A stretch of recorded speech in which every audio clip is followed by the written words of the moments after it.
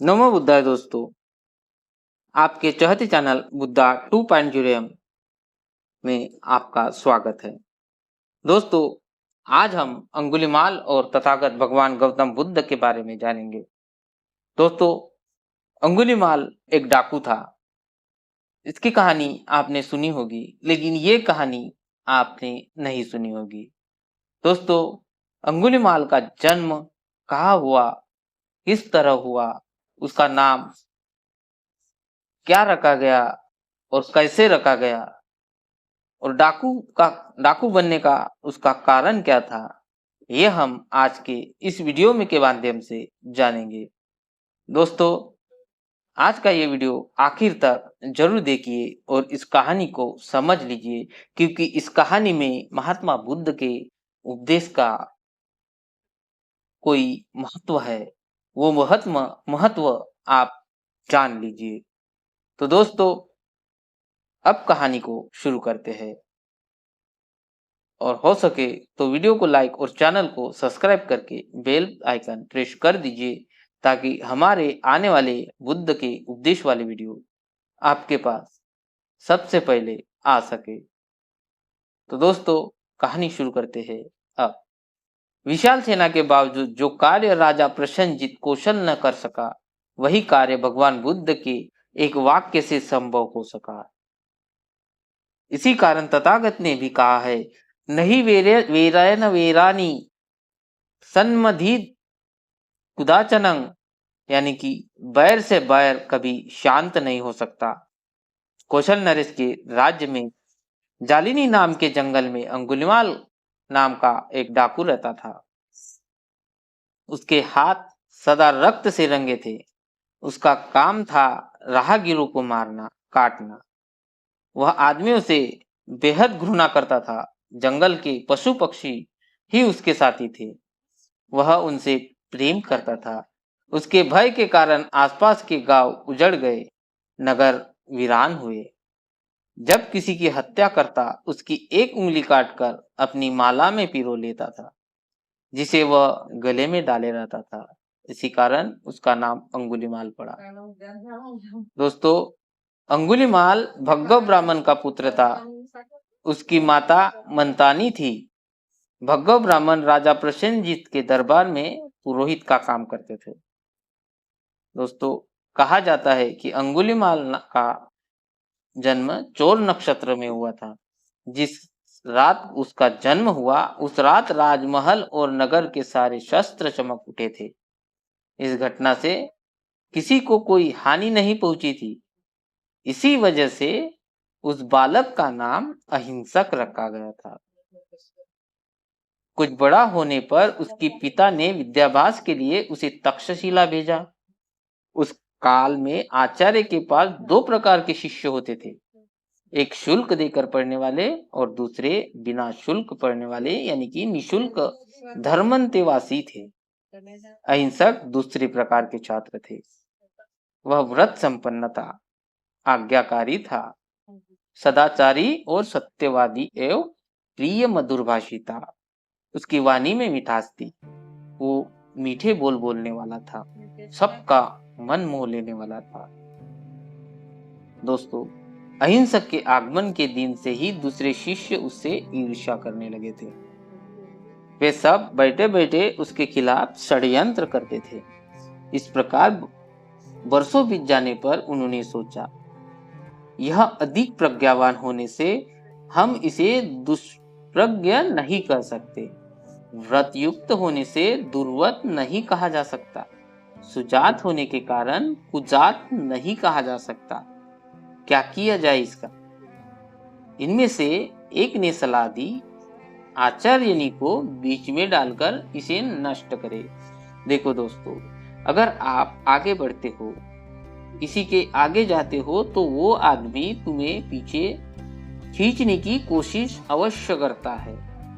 वो तुम्हें आगे नहीं जाने देता है, उसमें बाधाएं पैदा करता है, और इस बाधाओं को तुम्हें पार करना होता है। इसलिए उनकी तरफ ध्यान नहीं देना है। दोस्तों, किसी निरपराधी को नष्ट करने के लिए मनुष्य सभ्यता में इससे उपयुक्त शस्त्र शायद ही कोई हो। मनुष्य कितना ही विद्वान क्यों ना हो, कितना ही वीर क्यों ना हो, परंतु स्त्री के संबंध में सोचने पर उसकी सारे गुण, सारी विशेषताएं दो कौड़ी की हो जाती है। स्त्री पुरुष की कमजोरी है और पुरुष स्त्री की कमजोरी है। ये बात आप अच्छे से अपने दिमाग में बिठा लो।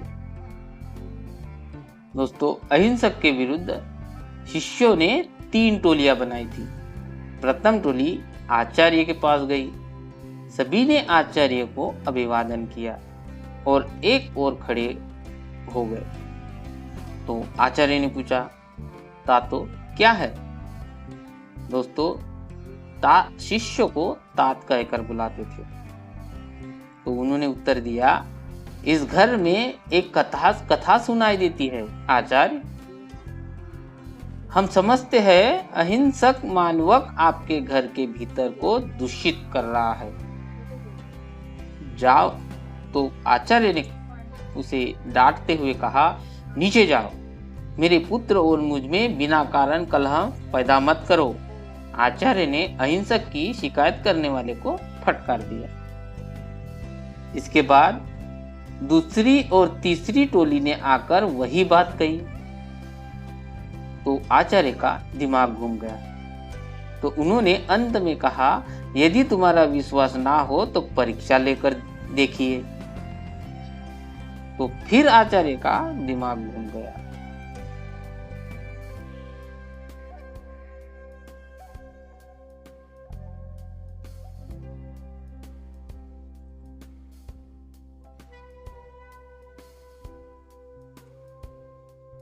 पत्नी और अहिंसक के प्रति आचार्य को संदेह होने लगा। स्त्री के प्रति संदेह ही आदमी की सबसे बड़ी कमजोरी या बीमारी है। यह संदेह दोनों ओर को जलाकर खाक कर देता है। दोस्तों, आचार्य के मन में संकल्प विकल्प आने लगे। मालूम होता है दोनों में अनैतिक संबंध है। क्या अहिंसक को मार डालूं? यदि मार डालूंगा तो दिशा प्रमुख आचार्य अपने पास आए शिष्यों को दोष लगाकर जान से मारता है। जानकर कोई भी विद्यार्थी मेरे पास शिल्प सीखने नहीं आएंगे। तो इस प्रकार मेरा यश और लाभ नष्ट हो जाएगा। तब उससे विद्या समाप्ति की दक्षिणा मांगूंगा। 1 सहस्त्र आदमियों को मारने की, फिर यह किसी न किसी की हाथ तो मारा ही जाएगा, क्योंकि वो दूसरों को मारेगा तो इसे मारने के लिए कोई ना कोई आ ही जाएगा। आचार्य ने निश्चय कर अहिंसक को पास बुलाया और पास आकर उसे कहा, 1 सहस्त्र आदमियों को मारो। इस प्रकार तुम्हारी विद्या समाप्ति को दक्षिणा पूरी हो जाएगी। आचार्य, हम अहिंसक कुल के उत्पन्न हुए हैं, यह नहीं कर सकते। अहिंसक ने प्रतिवाद किया। आचार्य को बोला कि मैं अहिंसक कुल में उत्पन्न हुआ हूं, मैं यह नहीं कर सकता। तो आचार्य ने कहा, तात, दक्षिणा दिए बिना विद्या फलदायी नहीं हो सकती। विद्या फल का हर छात्र अभिलाषी होता है। अहिंसक को भी विद्या फल की जरूरत थी। मजबूरी से उनको आचार्य की आज्ञा का पालन करना पड़ा। आचार्य को प्रणाम किया और शस्त्र ले कौशल राज्य के अंतर्गत जालिनी नामक वन में घुसा। वह राहगीरों को मारने लगा। वह किसी का कुछ सामान नहीं लेता, केवल मारे गए लोगों की गिनती याद रखता। 1000 जो उसे मारने थे, क्रमशः वह मारे हुए लोगों की गिनती भूलता गया। उन्हें याद नहीं रह सका। तब मारे गए एक एक आदमी की अंगुली काट कर रखा गया, पर वे रखे स्थान से खो जाती थी। वह उन्हें खोज ही नहीं पाता था। तब अंत में उसने आदमियों को मार उनकी उंगली काट के छेद करके वह माला की तरह गले में लटकाने लगा। इसी से उसका नाम अंगुलीमाल पड़ा। उसके डर से जंगल में कोई नहीं जाता था। वह रात्रि के समय गांव में जाकर दरवाजे तोड़ आदमियों को मार उसकी उंगलियां काट लेता था।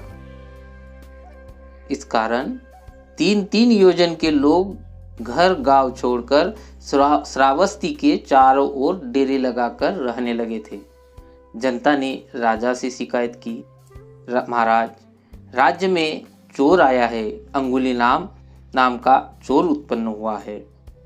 वो लोगों को मारता है, उनकी उंगलियां काटकर अपने गले में पिरो लेता है।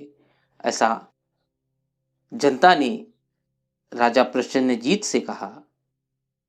दोस्तों, अंगुलीमाल को पकड़ने में राजा ने कोई कसर नहीं छोड़ी थी, परंतु सारे प्रयास उसके व्यर्थ सिद्ध हुए थे। राजा अंगुलीमाल से जनता की रक्षा नहीं कर सकता था और नहीं कर सका था। उस समय भगवान तथागत बुद्ध अनाथ पिंडक के जेतवन में श्रावस्ती में विहार करते थे। वे डाकू अंगुलीमाल के अत्याचारों की कहानी से परिचित थे।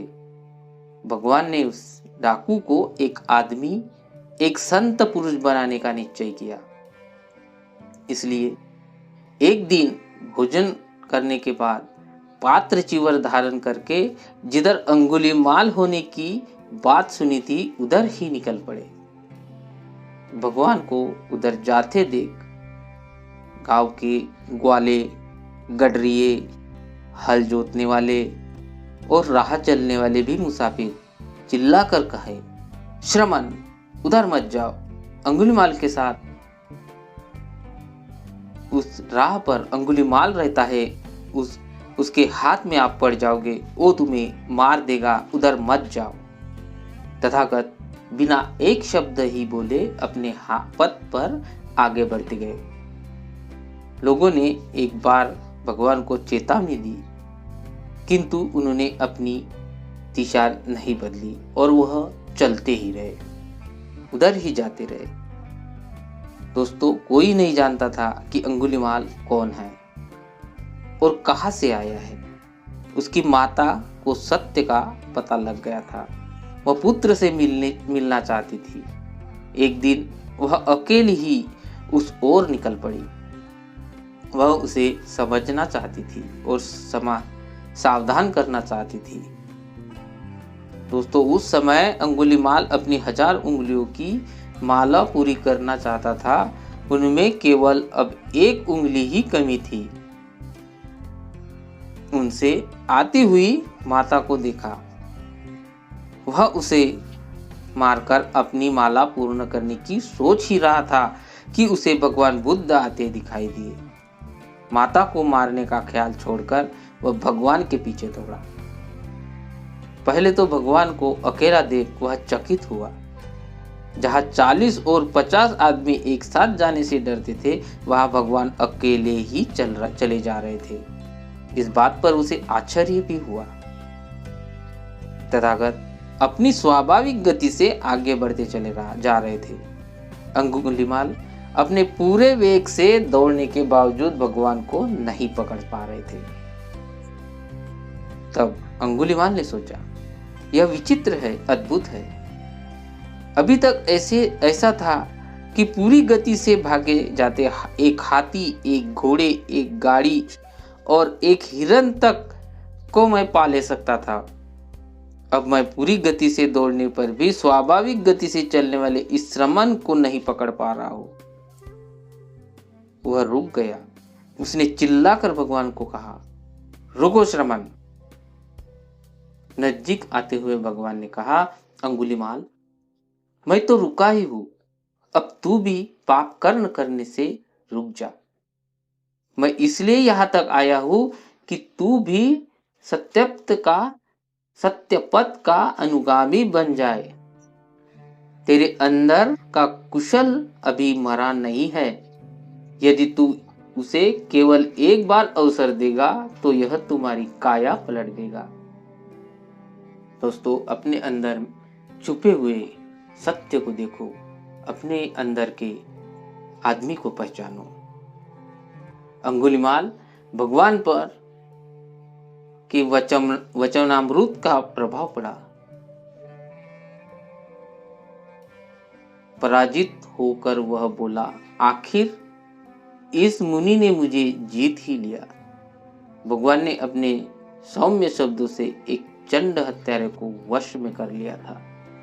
दोस्तों, भगवान ने जो बोला था वो अंगुलिमाल ने सुना और उसका प्रभाव उस पर पड़ा और वह पराजित हो गया। दोस्तों, अंगुलिमाल ने अपने गले की अंगुलियों की माला उतार कर दूर फेंक दी और भगवान के चरणों में गिरकर दीक्षा की याचना की। देवताओं और मनुष्य के शास्त्रा तथागत महात्मा गौतम बुद्ध बोले, आ भिक्खु, और अंगुलिमाल की उसी समय दीक्षा हो गई। भिक्षु अंगुलिमाल को अपना अनुचर बना भगवान श्रावस्ती के जेतवन में लौट गए। दोस्तों, एक दिन राजा प्रसेनजीत भगवान के दर्शनार्थ जेतवन में आया।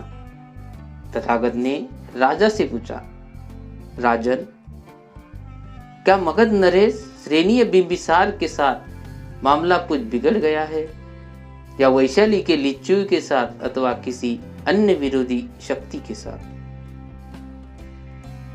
तो प्रसेनजीत बोले, भगवान, इस प्रकार की कोई बात नहीं है।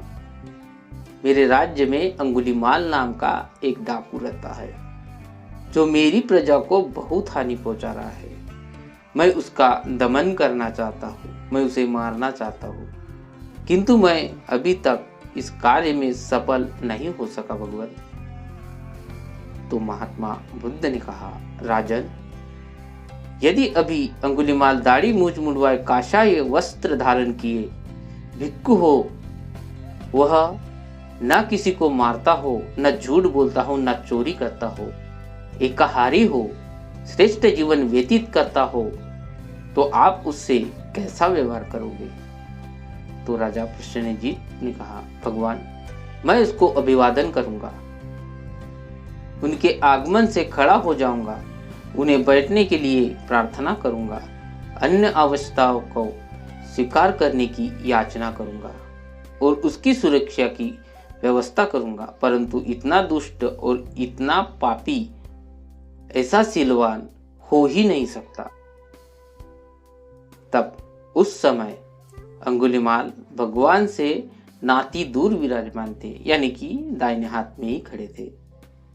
भगवान ने अपना दाहिना हाथ निकालकर उनकी ओर संकेत करके कहा, राजन, यह है अंगुलिमाल। तो राजा ने अंगुलिमाल को देखा तो उसकी बोलती बंद हो गई। भय से उसके रोंगटे खड़े हो गए। यह देख भगवान बोले, राजन, भयभीत ना हो, यहाँ डर का कोई कारण नहीं है। राजा का भय और घबराहट दूर हो गई। वह अंगुलिमाल के पास गया और बोला, पूज्यवर, क्या आप सचमुच अंगुलिमाल ही है? तो अंगुलिमाल ने उत्तर दिया, हाँ राजन। आपके पिता का गोत्र क्या है? आपकी माता का गोत्र क्या है? तब अंगुलिमाल ने कहा, राजन, मेरे पिता गार्ग्य था और मेरी माता मैत्रायनी गोत्र की थी। गार्ग्य मैत्रायनी पुत्र, प्रसन्न हो, मैं आज से आपकी सब आवश्यकताएं पूरी करूंगा। ये राजा प्रसेनजीत ने अंगुलिमाल से कहा। महाराज, तो अंगुलिमाल ने कहा, महाराज, मुझे किसी वस्तु की आवश्यकता नहीं है, मेरे पास सारी चीजें परिपूर्ण है। प्रवजित होते ही अंगुलिमाल ने धृतांग व्रत धारण कर लिया था। अरण्य में ही वास करना, भिक्षा पर ही निर्भर रहना, 3 से अधिक चीवरों का व्यवहार न करना, 3 चीवर भी चुने हुए कपड़ों के टुकड़ों से बने हुए का व्यवहार करना। उसी कारण उन्होंने राजा से किसी चीज को लेना स्वीकार नहीं किया था। भगवान के पास पहुंचकर राजा प्रसन्नजीत ने आश्चर्य प्रकट किया। भगवान, यह अद्भुत है, यह आश्चर्य है। आप जंगली को पालतू बना लेते हैं, अदांत को दांत बना लेते हैं, अशांत को शांत बना लेते हैं। यह वही है जिसे मैं लाठी तलवार से भी बस में नहीं कर सका था। भगवान ने उसे बिना किसी लाठी या तलवार से काबू कर लिया। भगवान, अब मैं आपसे विदा लेता हूँ, मुझे बहुत कार्य है। भगवान की आज्ञा लेकर उन्हें अभिवादन कर राजा प्रसन्नजीत चले गए। दोस्तों, एक दिन आयुष्मान अंगुलीमाल पूर्वाह्न समय चिवर पहन पात्र ले श्रावस्ती में भिक्षा करने के लिए प्रविष्ट हुए। भिक्षाटन करते हुए उन्होंने एक गर्भवती स्त्री को विलाप करते देखा। उसका गर्भ गड़बड़ा गया था। उसने देखकर उन्होंने कहा, प्राणी पाप दुख पा रहे हैं, प्राणी दुख पा रहे हैं। भोजनानंतर वे भगवान के पास गए। उन्होंने वह समाचार भगवान से कहा। सुनकर भगवान अंगुलीमाल से बोले, तो अंगुलीमाल उस स्त्री के पास जाकर कह, भगिनी, यदि मैं जन्म से ही प्राणी वध नहीं किया है तो उस सत्य से तेरा मंगल हो, गर्भ का मंगल हो। तब अंगुलीमाल भगवान से कहते हैं, भोजनानंद भगवान, यह निश्चित रूप से मेरा जानबूझकर झूठ बोलना होगा। बनते मैं तो जानबूझकर बहुत से प्राणियों को मारा है। तो फिर भगवान ने कहा, तो अंगुलीमाल जाकर ऐसा कहे, भगिनी, यदि मैं आर्य जन्म में पैदा हुआ पर जानबूझकर प्राणी वध नहीं किया है तो उस सत्य से तेरा और तेरे गर्भ का मंगल हो। अच्छा बनते, यह कहकर उस प्राणी के पास गए और उक्त प्रतिज्ञा की। उसका गर्भवती पर अच्छा प्रभाव पड़ा। उसने बच्चे को जन्म दिया। दोस्तों, अंगुलीमाल एकांत में योगाभ्यास करके अंगुलीमाल थोड़े ही समय पर अरहंत पद को प्राप्त हुए। वे जीवन मुक्तों में से एक हुए। एक दिन वे चिवर पहन पात्र लेकर भिक्षा के लिए श्रावस्ती गए।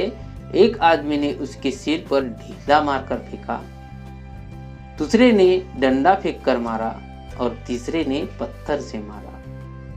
उसके शरीर से खून बहने लगा। उनका भिक्षा पात्र टूट गया और चिवर फट गए। वे बुरी तरह से घायल हुए थे।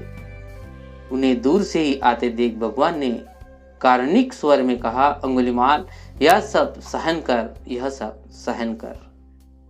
दोस्तों, एकांत में मुक्ति सुख का आनंद लेते हुए अंगुलीमाल ने कहा, जो पहले प्रमादी रहकर भी बाद में अप्रमादी हो जाता है, वह बादलों से मुक्त चंद्रमा की तरह लोक को प्रकाशित करता है। मेरे शत्रु भी इसी शिक्षा को सीखे।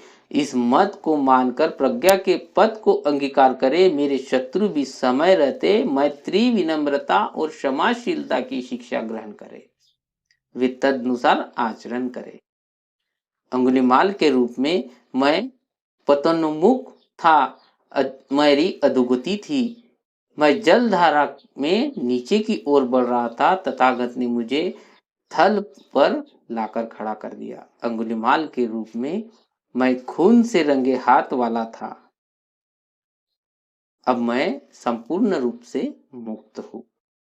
दोस्तों, लगता है प्रवज्ञा के कुछ दिन बाद ही अंगुलीमाल का देहांत हो गया था।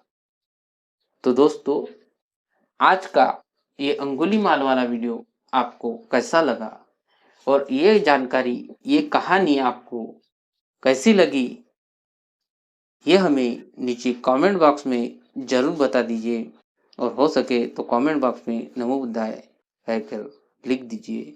और हो सके तो शेयर कर दीजिए इस वीडियो को। तो दोस्तों मिलते हैं अगली वीडियो में, तब तक के लिए नमो बुद्धाय, जय भीम।